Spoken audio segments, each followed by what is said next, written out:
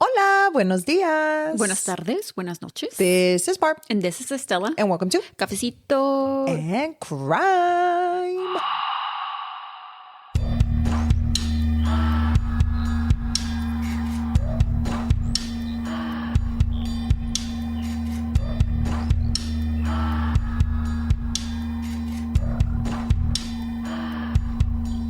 Hello, everyone. Welcome to today's episode. I hope everyone's having a wonderful day. Nosotros ya pusimos nuestros Thanksgivings, eh? We decorated. Well, Barbie busted out with like, hey, we can hang this from like our little shelf or whatever that we have. And it's supposed to be... I'm like, pizza? Pizza? And it's not pizzas. It's slices of pie. Pendeja. But it's because they have like a little algodón in the middle, like a little cotton ball. I'm like, what is that supposed to be? The whipped cream, boo. Oh, or it could be a pepperoni.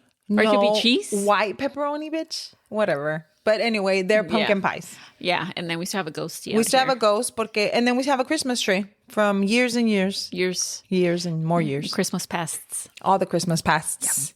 We hope everyone's having a good day or night. Or afternoon. Yeah. Whichever. Cuando nos quieran oír. That sounds great. We are having our café. Well, I'm not having café. You don't have café. You have match. Match. But Estella's having café. Estella is having just a regular cold brew. I'm having strawberry matcha. I had... It's not a cold brew. Oh. It's a latte. Get it right, bitch. Exactly. Anyway, yesterday I went to the zoo. I had not been to the zoo in a long ass time, bitch. When was the last time you went to the zoo? I don't know, but I remember the last time that I went to the zoo is when my son was looking for the hippo. Oh, yeah. I feel like you guys, it's been a couple of years. No, it's been a long time. He was little. He doesn't even remember, about looking for the hippo. I remember. He was little. And so we went to the zoo because he had a hippo that se llamaba John Cena. And John Cena had tragically passed away in hands of my dog. Se lo comió. They got into a little tussle. John Cena, they saw him. He didn't survive. Mm-hmm. ¿Y qué crees? Que we went to the zoo that year and we went to go look for John Cena's family because we were going to invite them to the funeral. And we couldn't find the fucking hippos to save our fucking life. I don't think that they would have been able to make it to the funeral. They weren't, and they didn't make it. But I remember that day we got there, I actually had to go ask a lady, excuse me, can you tell me where the hippos are? And where were they? They were on the side where all of the like hoof animals and shit are at, which is stupid because they're in water. No, not always though. Not always. But anyway, so they were by the zebras and shit. So then because I think we didn't go far enough. We only got to the elephants and then like the giraffes. Mm-hmm. No, the giraffes, they have their own area, girl, because you can feed them. Okay. So we get there. I forgot about that, yeah. And then my son, he's little. I don't remember how little he was. And this wasn't yesterday. This was... I want to say 4 or 5 years ago, maybe. I don't remember. But it was a long time ago. But my son didn't even remember that he had done that. Mm-hmm. And he went over there and he talked to the hippo and was like, hey, John Cena. R.I.P. Do you want to come to the funeral? And I said, what did they tell you? And he said, yeah, they said they'll be there. So, R.I.P. John Cena. You made the return to the zoo after the hippo. Yeah. And so we went back yesterday. It was so beautiful. The day was beautiful. Mm-hmm. The only thing was trying to find parking in an hour and a half. But I don't be me. I don't argue with anybody because there has been stories, and I know someone out there that's listening to this knows or remembers que se pelearon at the fucking zoo parking lot and somebody got shot. I already know that. Somebody got shot at the zoo parking lot in Houston. People need to calm down. It's not that serious. So all I did was just drove around. Y al último, there was this lady that she was leaving. And then I was like, oh, I'm going to follow her out. But the guy behind me was going to follow her. Pero al último, he couldn't go behind, couldn't get out because he kind of got stuck. So I was in the middle. So I was like, I'm going. This is mine. So yeah, we were there for a while and they had like the zoo stuff and the lights. And it was really pretty. I mean, it was just kind of, now that the kids get older, now they're like, they feel bad for the animals. Mm-hmm. And then you feel bad too. And then you're like, why are we here? Yeah. But at the same time, if we don't give them money, then the zoo doesn't have any funds to help more animals. So it's a good thing that we're going too, you know. And then we saw these not little eagles. These eagles were big. There were 2 women eagles. The bald eagles? The bald eagles. Mm-hmm. And they have, they can't fly. Yeah. Because they got hurt. And so now they live at the zoo. And then my daughter was like, well, that's a good thing that they're here because at least they have like They're safe. They're safe. Because they wouldn't be able to survive in the wild. I think they got hurt you remember cuando hubo like a frozen or like was a storm? I think it was like in 2021 or 23 or something like that. I don't remember. But yeah. But yeah, that's what I did. And it was Halloween. Yeah. Pasó Halloweens. Pasó Halloween's. Pasó Halloweens. It's November. Happy November. I'm ready for Thanksgiving to be over. This whole year, bitch. Oh, girl. Girl. That's another story in itself. But anyway, where are we going today, sister? Now, for today's case, we are going to Brigham City, Utah. Brigham. Like bring it on. No, like Brig, not bring. Oh. Brigham. Like Brigham. Jamon? Yeah. Okay, girl. City, Utah. Pues vámonos. If you would like to go ahead and grab your cafecitos or your match, go ahead and grab your cafecitos. And your match. And let's get started. Now, the first random interesting fact about Brigham City, which is historical. I had to take it there. You had to do the historical, sister? I had to do historical. Okay. This is not where the first margarita was made? No, girl. No, girl.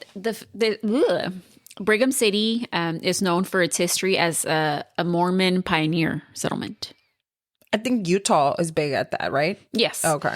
In 1850, Mormon pioneer settler William Davis explored the area, and then he was like, "Okay, this is a good area." I don't know how you assessed I don't know how one would assess the area. Yeah. Maybe like, if there was like a lot of trees and water, I guess, maybe. Or like vegetation. Oh, like let me go touch the grass. Se me hace que está bueno. Yeah. You can grow some good stuff. The dirt. Maybe you gotta check the dirt. Let me check the dirt. So, it's a little bit damp. It's dampy. It's a little too dry. It's good. No, we can't crop here. Yeah. But anyways, whatever Mr. William Davis did, he was like, oh, this area is a good area. Uh-huh. So then he returned back to the area with his family and 2 other ones the following year in 1851. And they just said that this is their land now? Yeah. And then there were 8 families in total by the fall of 1853. So 8. Now in October, during a Mormon General Conference, church president Brigham Young directed an apostle in the church named Lorenzo Snow to gather 50 other families and bring them to the Box Elder area, which is now known as the Box Elder County, which, and they were like, okay, you need to bring all these people and we're going to develop a system. We need to get it together. We need to get it together and, develop a system in which the community, can become self-sufficient.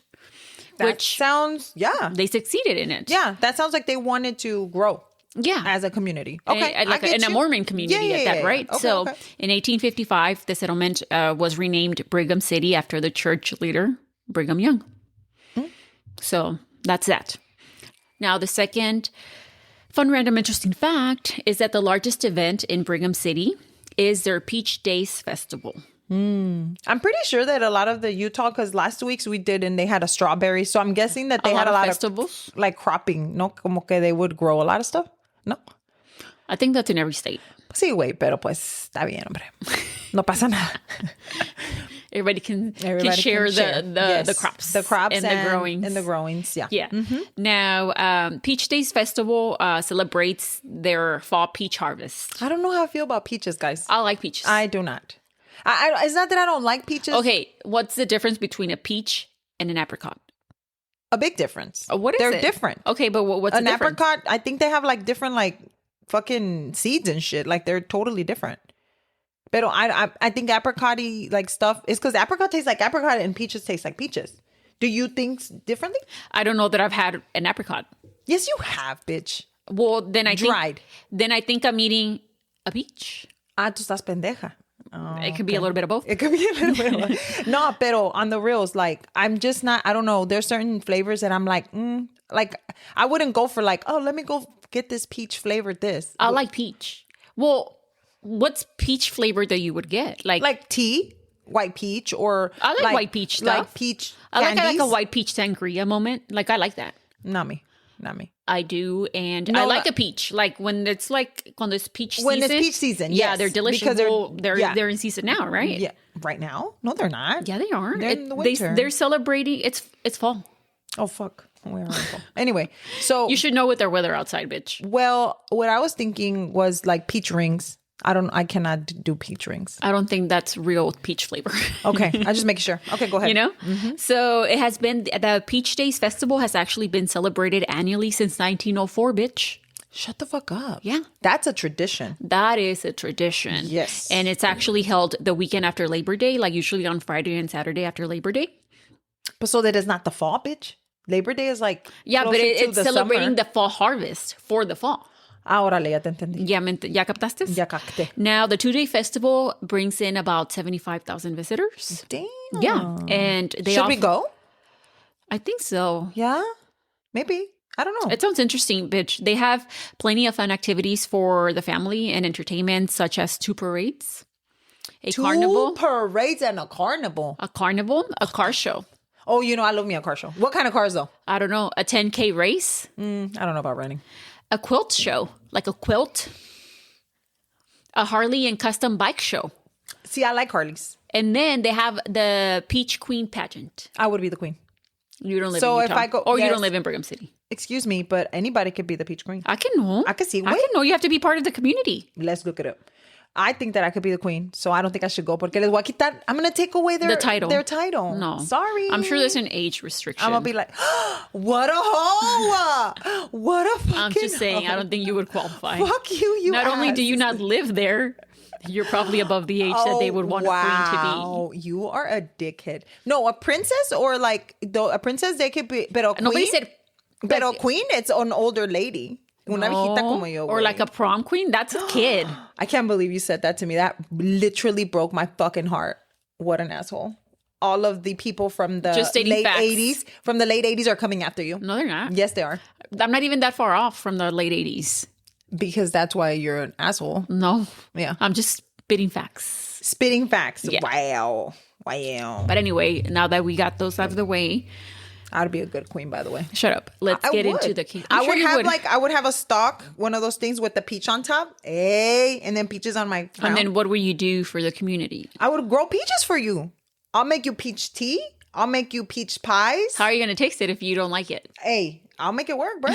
I'm telling you. I'll have taste testers. Yes, I'll have like I would have like an annual like peach showdown. Girl, You will make it part of the festival? Yes, girl, I'll be a good queen. But y'all can't have me because You don't live there. yeah, I don't. No, not only that, but you told me that I was too old. So yeah, great. Now that we establish those fun, random, interesting facts and the facts about the Peach Queen pageant, Then I am going to be the queen. let's get on to the case, which is not as fun. Fun. Yeah. Yeah, they never are. Now, we'll start the case with our victim, Brad Perry. Now, Brad Perry was born Bradley Newell Perry on May 24th of 1962 to parents Newell and Claudia Perry in Brigham City, Utah. Newell, like Yeah, N-E, or it's Newell. It's Newell. Oh, okay. So then I was like Neville. Newell, I thought you were saying Neville, like like Neville Longbottom. yeah. No. Oh. He was the oldest of 5 children. The Perry kids consisted of 3 boys and 2 girls. After Brad, it was Lee, then Everett, Valerie, and Annette. They had pretty names. Yeah, and the names, like, they're not in any particular order of age or anything. They all had pretty names. Oh, I like that. Now, growing up, Brad was described as a very bright and just like a good kid. Why would he not B. be? Because I'm pretty sure that he's the victim. I don't know why. I have a feeling. Well, because I said we will start today's case with our victim. Well, I guess so. You're right. Sorry, I didn't read. Read the room.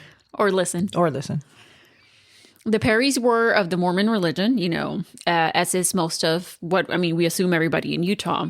And throughout his life, Brad was a very active member of the Brigham City 6 LDS Church. He was a Sunday school teacher and a young adult stake representative. Oh, okay, bro. He was an assistant scoutmaster Okay, Brad. and a home teacher. Oh, he did all the stuff. Yeah, and he also participated in a mission with the church in Baton Rouge, Louisiana. He graduated from Box Elder High School in 1980 and the LDS Seminary. So he was going to be, wait, what? Seminary? Like Okay, priest? so apparently the seminary is a scripture teaching program. Oh, okay. Yeah. I thought like a priest, he was, Yeah. but I'm like, you can't, they don't have priests. I don't know. The seminary is a scripture teaching program, a 4-year curriculum around the Old Testament, New Testament, Book of Mormon, and the Doctrine and Covenants. So after high school, he attended Snow Community College and was attending Weber State College at the time of today's case. Okay. Which takes place in 1984. Brad was now 22 and had just had his birthday 2 days prior. So his birthday was on the 24th of May, and then today's case takes place on May 26th. And he was 22 years old. Yeah, he was 20. He just turned 22. Aside from attending college, Brad was also working to save extra money for school and his upcoming wedding. Oh, he's going to get married. Okay. Yeah. He was engaged. So when his mom and his siblings decided to take a trip to California to go to SeaWorld, he declined the invitation and stayed back to work an extra overnight shift at the Texaco gas station. So he was probably like, nah, I'd rather save that money and not go. Yeah. Which is awesome for him. Now, in the early hours of May 26, Utah State University students Ali Sabah and Basim Barish had stayed up all night to study for a test. They decided to take a break in la madrugada, and around 3:50, maybe 4 in the morning, they decided to go get some breakfast, but not before stopping for some gas. Now, the Texaco gas station they pulled into was self-service, so they found it odd when a man came outside to service them. Okay. As the men pumped their gas, Ali noticed that he had cuts and bruises on his hand and stains that appeared to be like dried blood smeared on his shirt. Pero él estaba just pumping their gas? Yeah, well, obviously they talked to each other, you know what I mean? The fuck? And then he also appeared to have something that looked like fresh blood on his shoes, white tennis shoes. When the men finished pumping their gas, Ali paid him $5 and $1 bills. Okay. Afterward, Basim started to walk towards the store to buy cigarettes, but was asked by the attendant what he was doing. So Basim told him, hey, I want some cigarettes, and the attendant said that he would get them. So Basim asked him, hey, well, how much are they? Y él le dijo $1. Okay. That sounds about right. Oh, I don't know. I've never bought cigarettes, or I don't know how much they were back in the days. Mm-hmm. So Basim le dio $1. Like a just single No, dollar. le dio a $5 bill. Okay. Like a $5 bill. And the men went inside. He returned with the cigarettes and Basim's change, which was 4 $1 bills. Basim noticed that one of the bills appeared to have fresh blood on it. I ain't touching that shit. He also noticed that the men appeared nervous. Mm-hmm. As Ali and Basim left, they discussed in the car how odd the whole interaction had been, and they felt that something was wrong, and they knew that they had to get the police involved. Good job. So I thought this was kind of funny. They decided to speed down the road in hopes that they would get stopped. Instead of... But they never got pulled over. So when that failed... Well, I mean, that makes sense, though, because they didn't have a cell phone right. call. Right. And then we're going to stop at the middle of the night to, use la madrugada. a payphone. So, Yeah. I mean, I could understand why they did that. Yeah, well, they thought of it, right? Yeah. So when that failed, they found a payphone about 5 or 6 miles away, and they called 911. The operator told them not to move from their location and that an officer was going to meet them where they were. 2 officers arrived maybe 10 to 20 minutes later, and they explained what happened and handed over the $4 bills Basim had received as change, including the bloody dollar bill, which were placed in a plastic bag. And I believe they also turned in the cigarettes que habían comprado. Ali and Basim then followed both officers to the police station. So Sheriff Joseph Lynn Yates and Officer Danny Earl arrived just minutes later at the gas station at about 4:30 in the morning and went inside, and they found the store a mess. Oh, shit. There was a trail of blood on the tile floor that led to the storage room, but when they tried to open that door of the storage room, it was locked. So Yates, he went outside and he went around the store y había una ventana. So he climbed on some stuff so he could look into the window. And through the window, he saw a man lying on the floor with multiple injuries. Oh, wow. An ambulance was called. Like, he called the ambulance, and then, they went inside. Or Yates went back inside, and then between him and Earl, they kicked down the door of the storage room. Yates checked the victim's pulse, who had also had his hands tied behind his back with an electrical cord, and determined that the man was dead. The victim had his wallet on him, and his ID revealed his name. It was Brad Perry. Oh, my goodness. Yeah, but the officers didn't need to see his ID because they knew Brad. Yeah, because everybody. It's a small town. Yeah. Again, Brad had many injuries, which included bruises on his shoulders, torso, head, and face. He appeared to have a defensive wound on his hand, as well as stab wounds on his chest and back. The stab wounds believed to have been done with the screwdriver nearby. Oh, wow. And they found the screwdriver right here? Yeah, it was right there. Oh, okay. They said it was like a foot long. Damn. Well, what the fuck kind of screwdriver is that? I don't know. And like gas station, I don't know what they need that kind of stuff for. Bruh, that's a big ass screwdriver. That's like to fix like big ass like trucks and stuff. That's crazy. Quien sabe. There was also a large cast iron bell next to the body, and it was determined that Brad had been hit with it on his head. Why would they keep a bell at the gas station? I don't know, like colgada. I don't know, like when you open I don't know. Oh, I don't know why I imagine milk. Why? On cow, I guess. I don't know. Why a cow? I have no idea. All you said when you said a cat, I thought milk. Cast iron bell? Yeah, I thought milk. I don't know. Well, not only that, but there was also like a 40 to 60 pound Dr. Pepper syrup canister that was also used to hit Brad in the head, crushing his skull. I mean, did they have to hit him with all these things? Is that necessary? No, apparently. Nothing. I mean, he was already tied up, bitch. Like, what the fuck? Later, the autopsy revealed that there was also signs of strangulation, but his cause of death was blunt force injury to the head and neck, along with multiple stab wounds. I mean, did this man know Brad? Or was he just there because he wanted to steal something? Like, what's going on? Because, girl. But all of this? Like, that's overkill. Yeah. Big time. Like, pinche Dr. Pepper can. Y luego, Canister. 40 to 60 pounds. 40 to 60 pounds. The bell. Stabbed with the screwdriver. That's just a little much, no? Y luego tied up. And strangled? No. Se pasó. I mean, I get it, okay, you accidentally stabbed, real quick, but no, that sounded like they were trying to torture him. Yeah. The crime scene showed that there had been a violent struggle. There was no shit. There were scuff marks on the floor. Well, maybe because he fought back, but if you already had tied him up. But maybe they tied him up afterward. I don't know. Maybe he was still putting up a fight. I know. A large potted plant was broken, like in the front of the store, and there were smears of blood, on the floor. There were also bloody footprints from 2 different types of shoes, which neither actually ended up matching Brad's. And there were also $100 missing from the cash register. All of that for $100? How much was $100 back then? I don't know. You pull it up. So it says equivalent to $310. Wow. $300. That's nothing. Even at that, even 100 is nothing. Yeah. And 300 is really nothing. In today's time. For all of that? Mm-mm. Back at the police station, Ali and Basim, in their statements, told police that the suspicious man who serviced them appeared to be about 6 feet tall and lean. He had dark hair. Sounds like Michael Myers. He had dark eyes, black hair, and a scruffy beard. We don't know if Michael Myers has a scruffy beard. Mm-hmm. He also looked to be like in his 30s. A sketch artist was brought to put together a composite sketch based on their description, but Ali became frustrated with the artists when he believed that they weren't he believed they were unable to capture what the man actually looked like.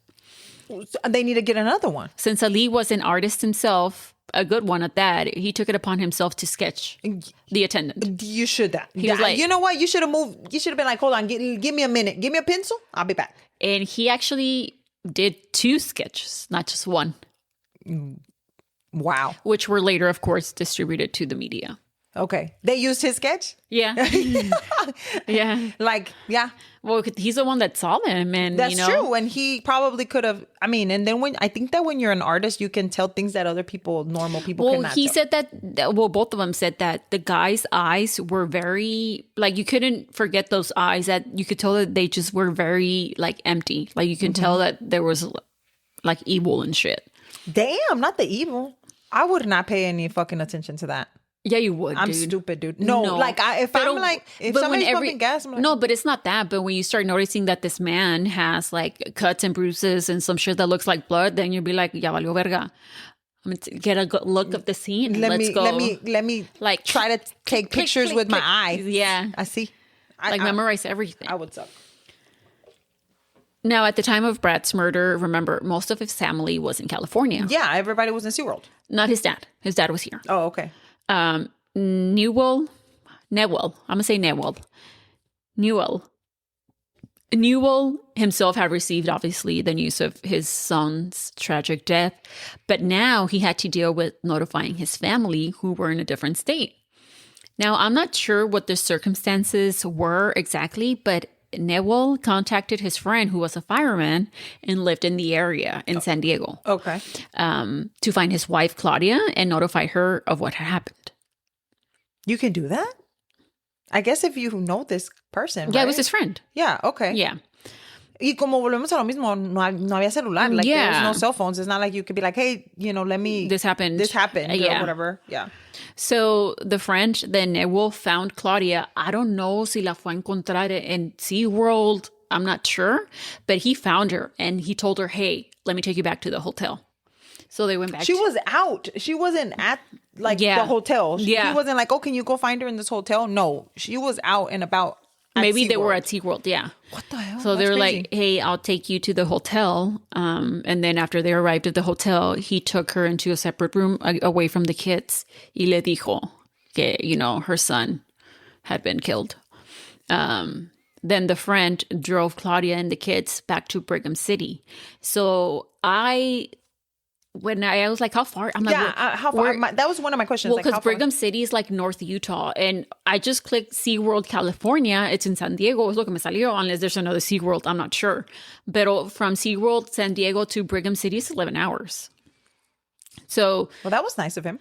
Lee, in that situation, I mean, how can you not? Because he was like, I'm not going to be able to find a flight or I can't have it. Yeah. TSA is not working right now, And then I wonder then, like, how can you even think about leaving the city when your son... Like, I don't think she would... Like, I don't think that you'll be able to function like a normal... Yeah, like a normal person when you find out that kind of news, so...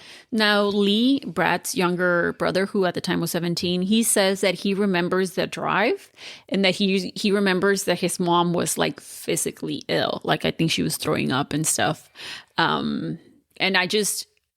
like to know where you're going back to. I can imagine. And then what do you do for that long of a period in a car? Like your mind must be racing and because you don't know what's going on. You can't call your husband and find out what happened. I mean, you have to wait until you get there. I would be, you're going to have to come and check on me because I would not be okay.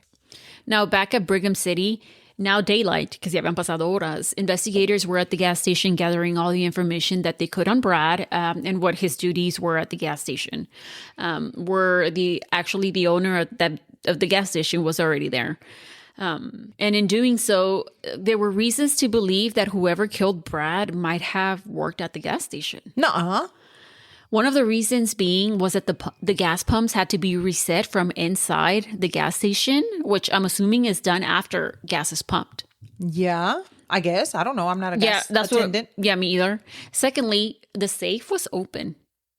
And Brad didn't have access to open it. Oh, okay. The person that did have access was the assistant manager, Thomas Nager. Now, Thomas was supposed to have been at the gas station for his 6 a.m. shift, but he hadn't shown up. Okay, well, where is Thomas? Now, at the crime scene techs were able to recover various fingerprints. Later, and actually an internationally recognized fingerprint expert was brought in to examine the prints. They were also able to recover, I believe it was like a specific one strand of hair from the area where Brad's body had been found. At this point, people had gathered outside of the store to try and learn what had happened. Well, yeah, if you're like local gas station is closed and you're like, what the hell? What's going on? And you see like, I'm sure yellow tape everywhere, police officers. Yeah. So I would be like, ¿Qué pedo aquí? El chisme? El chisme, bro? Claro que sí. And according to the owner, one of these spectators outside was Thomas Nager. And why were you not at work, Thomas? What investigators found odd was that Thomas didn't attempt to come forward or anything of the sort. You know, he was literally just standing there. Like a spectator. Yeah. Okay, mind you, you were supposed to be here. at You 8, worked at here. 6. You knew Brad. Yeah. Like, why wouldn't you come forward and be like, hey, I work here? Like, what's going on? And he's just standing there. He was just stood. Oh. Yeah, he just stood there until the police pulled him to the side and be like, come here. Come here. Get your little ass. When investigators spoke to Thomas, they noticed that he seemed nervous. Okay. When they asked him why he hadn't shown up for work, he stated that he overslept. That Brad actually was supposed to call him to wake him up. Oh, so it's Brad's fault that you weren't there on time. But investigators noticed that Thomas bore somewhat of a resemblance to the composite sketch that was drawn by Ali. Mm-hmm. Now, and you know Ali, he was not playing with that sketch. He's like, I'm not going to forget those eyes. I'm never going to forget that. Mm-hmm. Now, a person of interest, Thomas' fingerprints were compared to the ones found at the crime scene, but they were not a match. Damn it. Since investigators couldn't hold him, he was let go, but that didn't mean that he was off the hook. Investigators kept an eye on him since they still had their suspicions. I'm sorry, but my tingling sensations is not saying it's Thomas. Later that same day, in the evening, officers traveling on Highway 89 noticed a man walking southbound that also resembled the man on the sketch. The officers pulled over and detained the man, who was known as Mr. Ellsworth. Bruh. Yeah. Not Mr. Ellsworth. Ellsworth. Yeah. Sounds like Mrs. The one from the syrup.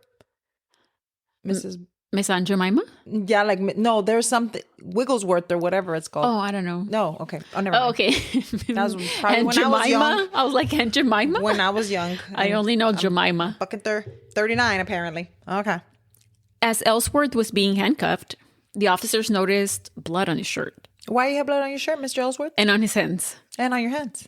So they immediately thought, oh shit, like, we got him. Like, this is the guy. He's over here walking solo en medio del freeway en la noche con sangre on his clothes. Like, well, it has to be him. So Ali and Basim were brought back in. So that they can positively, like, be like, that's him. So they could pick him out of a lineup. Yeah, you know? Yeah. But they stated that none of the men in the lineup, including Ellsworth, was the one they interacted with at the gas station. That wasn't him, brother. So that lead went, that's it. It ended. Now, after burying Brad, the Perry family left town and headed out to Montana to get away. Yeah, they needed to. It was too much. Yeah, since Brad's death had become such a big story in Brigham City, the Perrys constantly had news reporters camped out on their front lawn. Oh, yeah, I'm so sorry. I feel like, I get that, why they do that, and I understand what they want. Like they want everybody to know the story and stuff like that, but not the poor family, man. They're literally just buried their son. Yeah, I don't know. I guess I can feel I'm the person that's like on the outside wanting to know what happened, but also the mom that's like, dude, please leave the poor lady and alone. Then like I understand you, but they're reporters, you know, like that's their job. Yeah. I get that, but at the same time, it's like time and place. Yeah, como dices tú, read the room. Yeah, read the room. Now, it all became suffocating, and with no leads in the case, they needed to be able to clear their minds. But whatever respite they had received from the chaos, it would end as soon as they returned home in the most unpleasant manner. Now, upon their return to their house or their home, the Perrys walked in with their home being burglarized. Burglarized? Yes. The fuck? It was trashed. Why? And some things had been taken. What the hell? But that wasn't the most fucked up thing. You're not gonna believe it. What happened? So, whoever had broken into the home had defecated in Brad's room. What the fuck? So you're just gonna... How did he know that was Brad's room? I don't know. I feel like I need to take a shit here. Yeah. What the hell? Like, who does that? Who does that? And I feel like people knew what they were doing because they knew that's the Perry's house. The Perry's Not home. only that, but they also knew that was his room, dude. Yes. They knew that. I mean, I'm sure he must have had maybe trophies or quién sabe. I don't know. Like there. Pero they knew. Because for them to go and do that, y a quién le dan ganas de cagar ahí en the... That's crazy to me. I'm sure there's find a restroom, bitch. Not only that, but I can't shit on demand like that. Like maybe they waited until they had shit to go, but you burglarize the house. Think about it. Like, for you to stand somebody's room and just be like, I'm gonna take a shit right here. Electric chair. I can't. Electric You chair. need to die. Yeah, you're a cockroach. Once police arrived... Actually, sorry about that, cockroach. You're scum. That's what you are. You're pus. You're pus under a fingernail. Okay? That is horrendous. Now, once police arrived, Claudia had a suspicion of who could have been involved and told them to look into Craig Martinez, who lived in the neighborhood. Why was Craig Martinez? They need to pick up the shit so they can test their DNA. That's what they need to fucking do. Now, if Claudia suspected him of doing such a thing, it was more than likely that Craig wasn't an upstanding citizen. You think? And she was right. Craig was known to police. He had a criminal background and, involving drugs and that kind of thing. And shitting in people's houses? Apparently. His nickname was Monster. Not the monster. And he was known for his bad temper. So people in his inner circle actually walked like on eggshells around him because they didn't want him to become upset due to how violent he could be. Are you kidding me? I don't understand people like that. When police went in search of Craig and searched his bedroom, they found the items that had been taken from the Perry's home. And it wasn't really like valuables or anything. It was like trophies. They were under his mattress. What the hell? A lo mejor he just wanted to feel important. You know how some people are. Like he wanted to insert himself in like... Yeah, or maybe he wanted was attention? Jealous of Brad. Maybe he wanted to be like Brad or something. So police Because he was Monster and Brad wasn't? So police thought, why was he... I mean, you're fucking with the Perry family, knowing what just happened to their to their son. I would have made him pick up his shit with his mouth. That's what I would have done. Be like, you're cleaning this motherfucker up. So to them, it appeared personal. And so Craig became a suspect in Brad's murder. Yeah, because... Okay, so were they able to find any of the things that were missing from like the Yeah, they were under his bed. Yeah, the trophy and shit. But I'm talking about, were they able to find anything like that was missing from the gas station? No, just $100. Oh, okay. So nothing else was missing. Oh, No, okay, no. okay. When looking into Craig, investigators learned that he and Thomas Nager were friends. Oh. Okay. After looking further into their friendship and doing interviews, investigators came to learn that Thomas Nager was dealing drugs out of the gas station. Now, drug activity wasn't news in Brigham City, but it took them by surprise that it was being done out of the gas station and that people knew to go to the gas station for drugs. Okay, why is that so crazy? Because that didn't really happen in smaller towns. People just went to like the bigger cities to get their drugs. Okay. Now, Craig Martinez was also involved with Thomas's drug scheme. They just weren't sure in what capacity, if he just purchased from him or if he was a distributor or quien sabe. So the theory became that what if Brad saw something and found, that something was going on, what they were doing. And that's why he was killed, possibly by Craig and Thomas. Their theory was that it could have been two people because of the feet prints, right? Yes. There was more than, okay. And then also because Brad was 6'1" and he could handle himself. So he wouldn't be able to handle himself against two people. That's true. Also, investigators learned from witnesses at a party that Craig had shown up to the night of the murder that he walked in with blood on his clothes. Oh, shit. I don't know why these people just be having blood on them shit. Everybody. Like the guy had blood on the monies. There was blood on the clothes. Or that other case that I had where everybody had cuts on their hands. Like, what the fuck? What I want to know is who's going to clean up this shit. That's what I want to know. Immediately, I need to know. Now, a warrant was executed for Craig's fingerprints to be able to compare them to the ones found at the crime scene. Investigators were hoping that this was it, that they possibly had their guy. But Craig's fingerprints were not a match. Okay. There went another lead, right? I just feel like, I don't think that he has anything to do with that. I feel like he did trash him, but he inserted himself. And he took a shit. He wanted the attention or some sort of it. After investigators... I already told you what I want to know. What time are they who's going to clean up this shit? After investigators reviewed the case multiple times with no leads pointing to a specific person, it went cold. And it would be cold for years. Dude, how is that possible? There was footprints. There was hair. There was blood. Not only that, but there was also there was things that they could... But even then, DNA... Yeah, it's true. In 1984, It's not that long ago, by the way. I know. Almost... Wait, we're 84? Yes. It was 41 years ago. Yeah, it's not that long ago. No. In the 1990s, a new detective was handed Brad's file, Scott Cosgrove. You imagine his mom and what she would feel with time just passing by and not knowing what happened or why they did this to her son. Or even of his family, Yeah, like his dad, like your siblings. Your siblings, like your parents. Time is passing and then you as a victim's parent or whatever, you're probably like, they're not doing enough. Like, I need to know who did this and why did they do this to my 22-year-old son. Yeah. You know, it was just his birthday. Like, you know He what I mean? just literally, Yeah. he was going to get married. He was going going to school. Like, he was doing everything right. Yes. Yeah. He reviewed the case file and evidence over and over again, hoping to see something that others before him had previously missed. And he did eventually. Mm-hmm. So he realized that the single strand of hair that had been found at the crime scene hadn't been analyzed. Why? And so now he wanted to have it compared against Thomas and Craig's, who had been the primary suspects up to that point. So an annoyed Thomas Nager was picked up by police, and on the way to the station, now irritated, asked why he was the one being picked up when it was Craig that had killed Brad. Oh, really? Okay. That's what Thomas said. Thomas was saying. According to Thomas, he heard from others that Craig had bragged about killing Brad. Regardless of his statements, Thomas wasn't going to get out of having his DNA compared to the one found at the scene. And when those results came back, they were not a match. Afterward, a warrant was executed for Craig's DNA, and investigators learned that he was currently in state prison. Oh. To the surprise of no one. Yeah, because he's monster. When it was time to collect his DNA, Craig was brought into a SWAT room.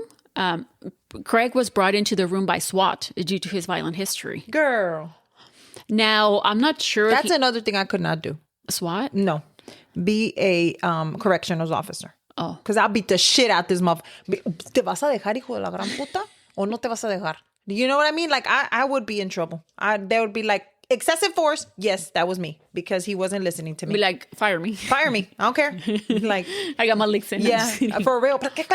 Like, girl, I could never. Because I would be in trouble all the fucking time. You wouldn't have a job all the time. Yeah, true. Now, I'm not sure if he had been tipped off or what, but Craig had shaven completely from head to toe. What a dickhead. What? And with the smug ass face, told the detective, I guess you won't be getting my hairs. I would have taken hairs from his asshole. He shaved completely. There's no way he got his asshole that well. Somebody shaved it for him then, because I would have been like, open your motherfucking cheeks right now. I bet you I'll find the hair. Now, the nurse on site took this as a personal challenge and said, don't worry, I got this. I'll find a couple of hairs.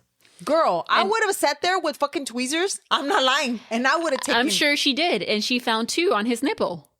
Exactly. Yeah, he didn't do a very good job. Maybe he was in a hurry. Idiot. He's like, they're coming. They're coming. Shave. My asshole. Shave. He probably got a few people to help him out and shit. But you missed 2 hairs, motherfucker. On the nips. On the nips. Now it was time for the analysis. The results showed that it wasn't a match. Motherfucker.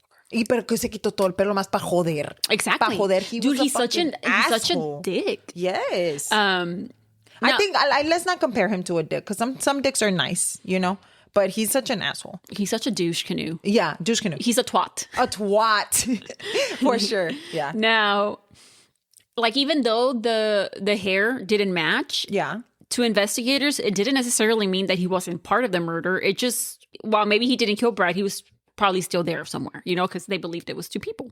Again, years passed, and Amy Huggy, who was now the Box Elder County attorney, reached out to the lead detective. Not Amy Huggy. I like that. Okay. Amy Huggy. You know what? I want my name to be Huggy from now on. Hey, Hugs. Hey, Huggies. Again, Amy Hugs. Amy Hucksters. Amy Huggies. Amy Huggies. Now, as I just mentioned, Amy Huggy was now the Box Elder County attorney, and she reached out to the lead detective, which was Scott Cosgrove. So Amy's parents were close friends with Brad's parents, with Claudia and Newell. And Brad had actually babysat for them. So he had actually babysat Amy when she was young. And so when she reached out to Cosgrove, she did it with the intention of, helping out in the case in any way that she could. So she asked Cosgrove if they had tested all the evidence from the case for DNA, and they told her no. Now, with it being the early 2000s now, DNA testing was barely taken off in Utah, and so the state was very selective in what got tested. Amy, in wanting to move the case along, was able to assist in getting the county additional funds so they could have the DNA tested. So what things weren't tested? Well, as far as that the advancements in DNA, okay, like further testing. Yeah, further testing. Okay, yes, sorry. Now, I was like, what didn't get? I thought all you meant like some of the stuff was not tested. Now, once all that got sent out, blood, hair, and other things, once those results came back, most of them concluded to be Brad and somebody else that there wasn't a hit on. But there was one more piece of evidence that Cosgrove remembered hadn't been tested, and that was the blood on the dollar bill from the night of the murder. It had been actually stored in the state crimes lab, and it was preserved in their freezers. And I thought this was fucked up, and obviously they thought so too, but according to Cosgrove, when he reached out to the lab tried to convince him that the blood on the bill was Brad's. They just thought that in their head. Oh, yeah, that's Brad's. Just drop it. No, were you being lazy? What I need to know is, are these lab people, were they fired? Because that's not okay. Yeah. You can't just make somebody think that that's something that it's not. Like, give me the test, the analytical things. That say the results that say that's not, Brad. Yeah. If it is, and that's what Cosgrove said, he's like, if it is his, okay. Then, but yeah. He's like, there's a possibility that this guy cut his hand. And if he was holding these monies, he got his blood on the monies. Blood on the monies, yeah. So undeterred, Cosgrove, told him, if that's the case, the results will tell us that. Test the shit, bitch. Test it. Do you have another thing to do, motherfucker? It's literally your job. That's your job. Literally. That is your fucking job. Literal. Yeah. Now, a month or two. Horatio. From CSI Miami and fucking test it. Yeah. I don't know I think that's Cali, no? It doesn't matter, but Horatio gave the order, so he knows everything. Now, a month or two passed before they received the test results of the dollar bill. And now that the DNA testing had come a long way in the years since Brad had been killed, there was a hit. Okay. It wasn't Thomas Nager or Craig Martinez. I told you, my stomach said it wasn't. The DNA matched a man named Glenn Howard Griffin. Howard Griffin. Investigators had never heard of this man's. I've never heard of this man. And had no idea who he was. They said sorry to this man, in the words of Keke Palmer. When Cosgrove looked into who Glenn Griffin was, he learned that he had been in out of prison all of his adult life and was currently in federal prison in Lompoc, California, for operating a meth lab. Okay. In wanting to learn more about Glenn, Cosgrove located his mother and paid his parents a visit, who lived in Hiram, Utah, which is not far from Brigham City. It's about 30 minutes away. Okay. According to his parents, they adopted Glenn when he was 3 months old, and he had always been a troublemaker. And as he grew older, things escalated. He began to steal money, steal things, and then harming animals. No, we're not going there. So Cosgrove asked for a photo of Glenn from the 1980s, from 1984, so he could compare it to the sketch. And he said it was it was the exact same match. Wow. It was like the exact same person. Now, Cosgrove was always convinced that whoever killed Brad didn't act alone. And so he asked his mother, who Glenn hung around with. Yeah, who was his buddies or whatever, yeah. And she gave them the name Wade Mahan. Girl, your guess is as good as mine. It appeared that Glenn and Wade were like criminal buddies, like criminal besties. Okay. They were, they were into drugs and... I guess they were both into the same stuff. So yes. Pero according to her, Glenn was the leader and that Wade was just a follower. And que Glenn would bully Wade. Y cuando Wade didn't want to go along with his shenanigans, he would threaten him. I'm not surprised. That's what people that are narcissistic and all that kind of shit do to other people. Then he was probably scared. He's like, okay. Yeah. So Glenn's mom assured Cosgrove that Wade would be able to provide any additional information that he needed. So in searching for Wade, Cosgrove learned that he had moved to, is it Spokane or Spokane? Spokane. Okay, however you say it, I don't know. Spokane, Washington. Didn't we go to Spokane? Yeah, we flew into there when we went to Girl, Idaho. I've been there. So Cosgrove learned that Wade had moved to Spokane, Washington after Brad's murder.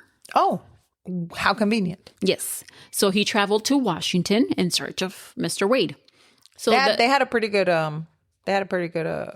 airport right there. Yeah. We ate pretty good food there. Isn't that where we had dinner? I mean lunch? I don't remember. Oh, okay. Well, that's a much. Now, you had a good time, didn't you? I did. The Spokane PD let Cosgrove know that Wade had actually been a witness in another police investigation, and that they could use that to get him to come into the station without him suspecting anything. Okay. You know, good plan. Now, during the interview, Wade was informed of the actual reason he was there, which was the murder that took place in 1994 in Brigham City, Utah. He was also shown photos of the crime scene, and he didn't say much. He just forgot how to talk right now. Yeah, he wasn't saying much. He just says that he didn't know anything. Yeah. So investigators knew that he wasn't telling the truth. So, of course, they start pushing harder, right? They tried to appeal to his humanity and told him that, you know, to really take a good look at Brad in these photos, that he was only 22 years old, had a fiance, and had his whole life in front of him, and someone ended it. He was going to school. Yeah. But still, Wade wouldn't budge. He maintained that he didn't know anything. Now, at some point during the interview, it came up that Glenn was going to be released from federal prison soon. Mm-hmm. And as soon as they told him that, like his whole demeanor changed. Like his face, he was white. He turned white.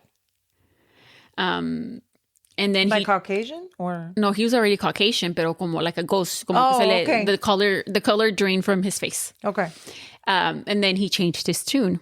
He said, "You know what? Now that I think about it, I do remember something about that night." According to Wade, he and Glenn were at the Texaco gas station where Brad worked. Glenn got into an argument with Brad over change for some beer that he had purchased. Brad told him to leave, and Glenn became irritated and confronted Brad. The argument escalated. Glenn lost it and began to attack Brad in the front of the store. As that was happening, Ali and Basim arrived outside. Glenn went outside to pump their gas. And so when they arrived, Brad was still alive. Oh. So when Ali and Basim left, Glenn went back inside, took Brad into the storage room, and then proceeded to attack him until he killed him. Uh-huh. So where was he at? When Cosgrove told Wade that he knew that Glenn hadn't acted alone, Wade stated that Glenn had killed Brad all by himself. He said that once Glenn got started, he couldn't stop him. And he said that all he did as far as in the involvement in the murder was hold Brad down so he could tie his hands. So Glenn could tie his hands behind his back. Yeah, because he's probably, I think that he was whooping your ass. Yeah. I think he was, I mean, he's 22 years old. So he's gonna fight. So Wade just for that, you should go to fucking jail, motherfucker. Over some beer change. Over beer. Change. To take $100. Wade was asked if he was scared of Glenn. And he said, yeah.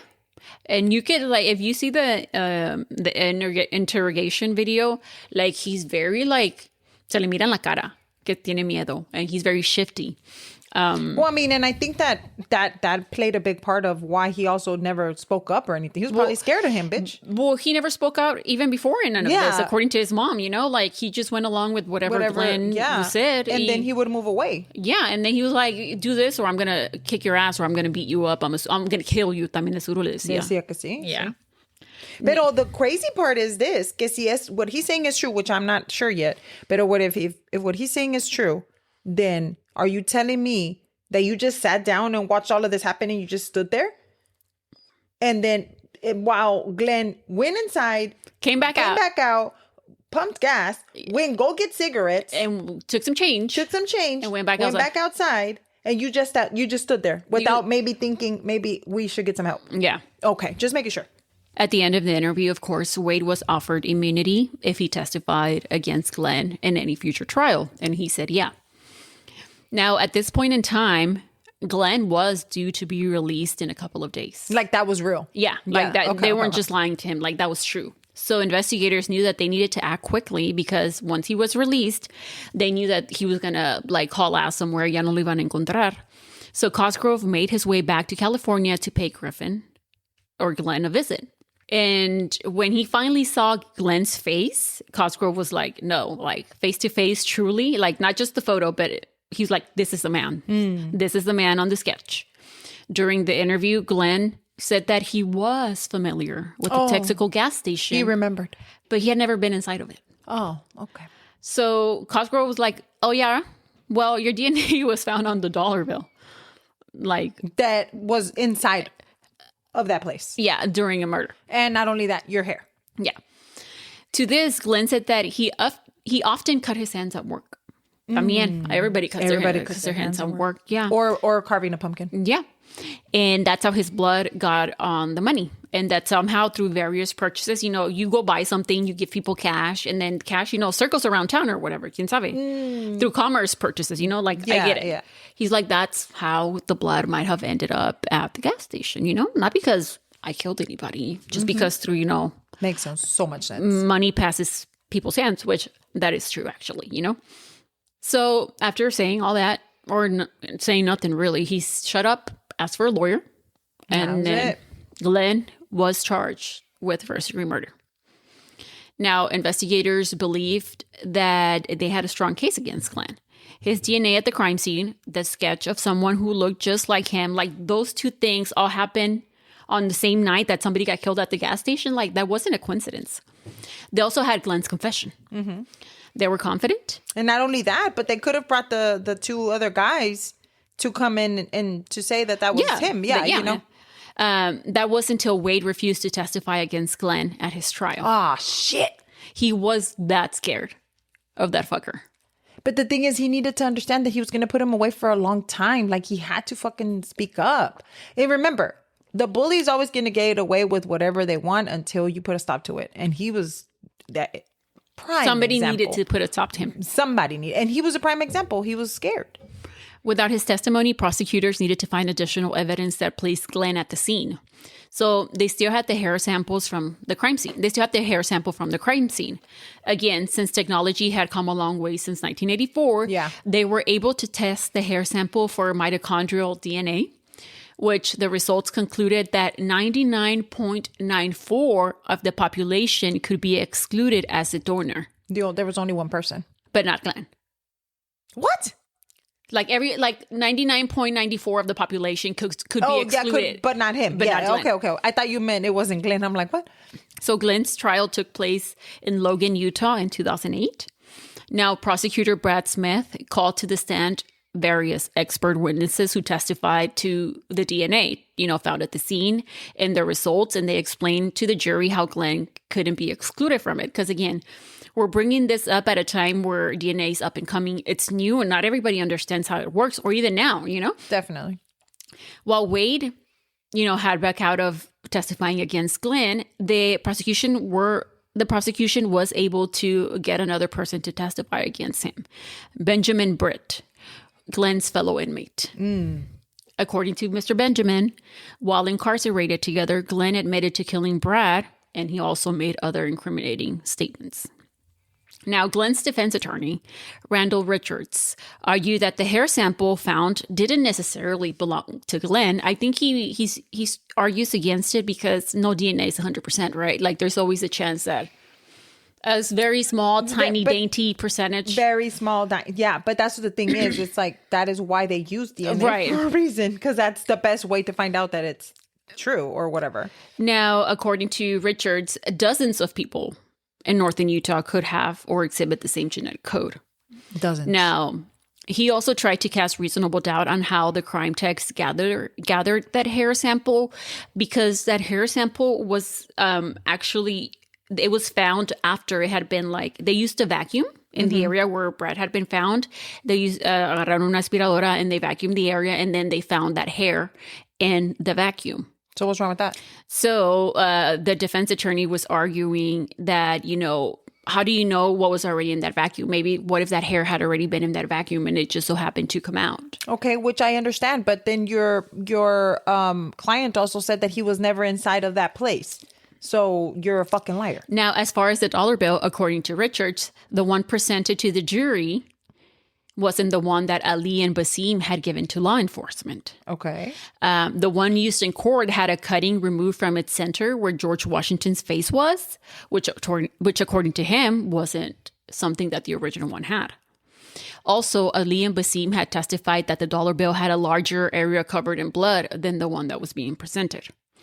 Now, at the end of the trial, the jury deliberated and found Glenn Griffin guilty of first-degree murder 24 years after Brad's murder. Yep. Because you know why? DNA doesn't fucking lie. The science. The science, bruh. He was sentenced to life in prison without the possibility of parole. And then that other motherfucker, scary ass motherfucker. Now, también Wade had his own trial in 2010, and he was actually acquitted. Which is not right. That's he was not there. right. He was there. He was there. He could have called for help. I don't care how scared you were. You could have at least told somebody in the last 24 years, motherfucker. You could have at least said, hey, I think I know who did this. Yeah. Send an anonymous tip or something. Send an anonymous tip. Give me my $10,000 home. What the fuck? You could have done something to help this. There's no way you are. It should have been that long. And not only that, there's no way that you could sit there and just think about this poor 22-year-old get killed. Like, hey, dude, how do you sleep at night? How do you sleep? Exactly. Do you how have the a conscience? Fuck do you sleep do you at not night? have stomach problems? Like, how are you? I have stomach problems all the time, but I'm just saying. Like, imagine if you knew something about a murder. I could never. Like, my stomach would not be able to survive. I would vomit. I would live on the toilet. No, I would vomit 24/7, vomit and shit all at the same time. And what time did somebody pick up that shit that man left? Is what I want to know. Why didn't they test that shit? I don't know how people live with a guilty conscience. I don't understand. He should have gone to jail. I'm sorry, but he should have. Not only that, but he waited 24 years.